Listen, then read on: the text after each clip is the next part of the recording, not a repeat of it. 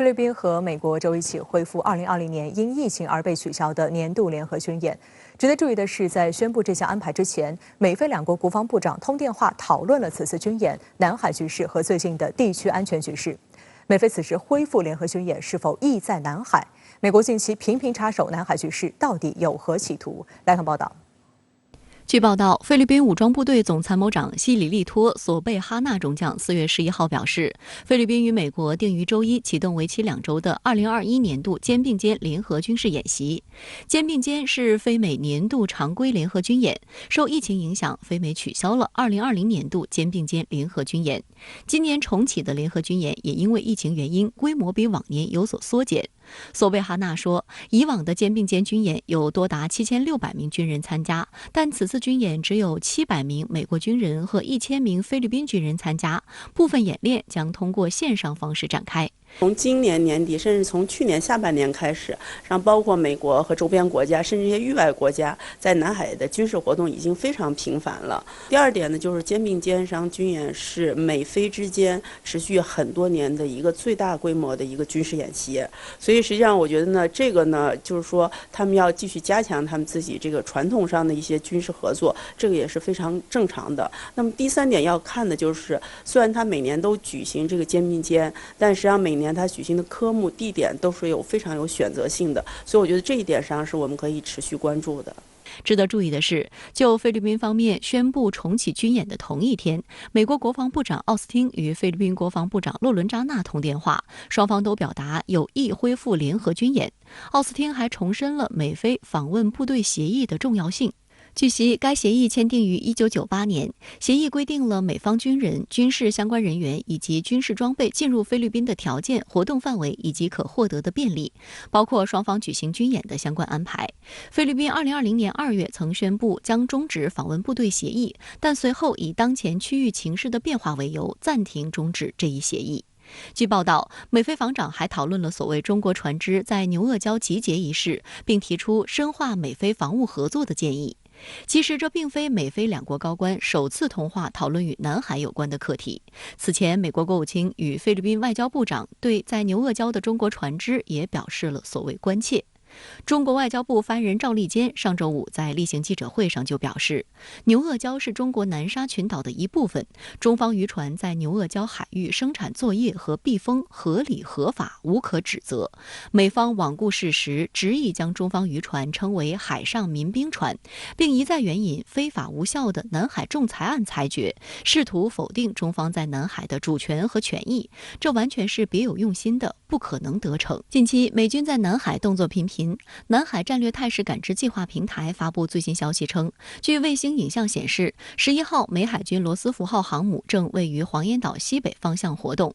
本周一上午，巴士海峡空域更是异常繁忙。罗斯福号航母的舰载运输机 C2A 灰狗出现在了巴士海峡附近海域，位置相较于昨日卫星影像更靠北。据此推断，罗斯福号航母打击群正在向巴士海峡方向移动，估计将暂时离开南海。除 C2A 舰载运输机外，上午还有一架 EP3E 电子侦察机及4架 KC-135R 空中加油机在巴士海峡以西作业，另有3架加油机正飞往南海方向，推测罗斯福号航母正进行高强度舰载战斗机飞行训练。而另一艘美国军舰马斯廷号更因为近日在菲律宾海与中国航母辽宁舰近距离碰面而备受关注。从美军公布的照片看，美舰正在对辽宁舰进行跟踪监视，而根据联合国海洋法公约，各国军用舰机在领海领空之外的海空域都享有航行和飞越自由。存在敌对或竞争关系的国家之间的军用舰机，甚至是友好国家之间的军用舰机，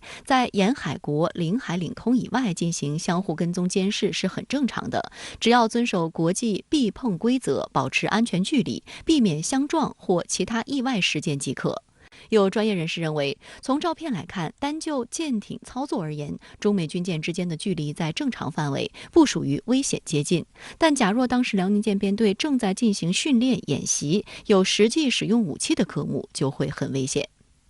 此外，台湾媒体还描述称，美驱逐舰军官翘脚监控辽宁号，因为照片中一名美军军官将脚搭在船舷上，有网友认为这个动作颇具挑衅意味。不过，熟悉美军工作习惯的人员表示，美军工作风格比较散漫，这个翘腿的动作是否具有挑衅意味，还要看是刻意为之还是随意而为。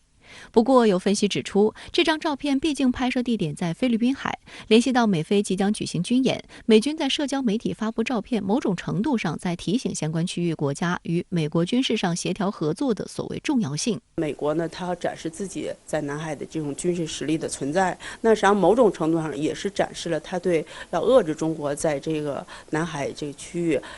军事力量包括整个海上力量成长的这种的决心，还要展示它对地区盟友还有伙伴关系的一种安全承诺。他意思说，我美国在拜登时期，那我的军事力量重新回来了，那么实际上我会加强和这个地区其他伙伴之间的一种安全的合作，那么有给这些国家打气撑腰的这个意思在其中。值得注意的是，菲律宾近期与美国互动增多，然而菲律宾总统杜特尔特却2周未在公众面前露面，引发舆论猜测。综合非媒报道，杜特尔特最近一次出现在公众视线是3月29号。根据原定计划，他本应该在7号发表每周电视讲话，但这一安排却紧急取消，因为菲律宾国内疫情加剧，超过100多名总统保镖新冠病毒检测呈阳性。菲律宾官方曾表示，总统休假与健康问题无关，只是想静静。美菲将恢复肩并肩常规联合军演，那对此您又怎么看呢？我们需要从中美菲三边的角度来看，美菲关系在杜特尔特上任之后出现了比较大的变化。杜特尔特重新调整了对美与对华的关系，以实现菲律宾国家利益的最大化。尤其是美菲军事关系受到了比较大的影响。杜特尔特并不认为美国能够为菲律宾提供安全保障，相反呢，菲律宾的安全需要通过与中国的合作以及南海安全秩序的重塑来保障。杜特尔特一度宣布停止美菲之间访问部队协定，这一举动呢，也引起了菲律宾军方的不同意见。在拜登上台之后，美国将恢复同盟关系和同盟网络作为对外政策的重要支柱。菲律宾军方与五角大楼之间的联系呢，也不断的在增加。双方不仅恢复了联合军事演习，两国的防长也进行了通话，其中尤其谈到了南海问题。美方对在刘鄂礁避风的中国渔船进行指责，离间中菲关系。可以说，美国试图再次将菲律宾作为撬动和介入南海问题的支点，尤其是在刘鄂礁避风的中国渔船呢，被美国描述为威胁。也不排除美国再次挑起此前的南海仲裁的问题。拜登上台之后，重建和恢复同盟体系的速度和力度是超出预期的。南海行为准则的谈判与落地是域内国家构建自主的区域秩序的机会，而美国在美日澳印作为基本框架的印太战略之下，会不断的拉拢包括菲律宾在内的国家加入其中，形成海洋国家的集结来对抗和遏制中国。从这个角度来说呢，在中美之间存在着广大的中间地带，需要从更高的战略视野去发展与包括菲律宾在内的国家之间的关系，不断的拓展中国外交的战略空间。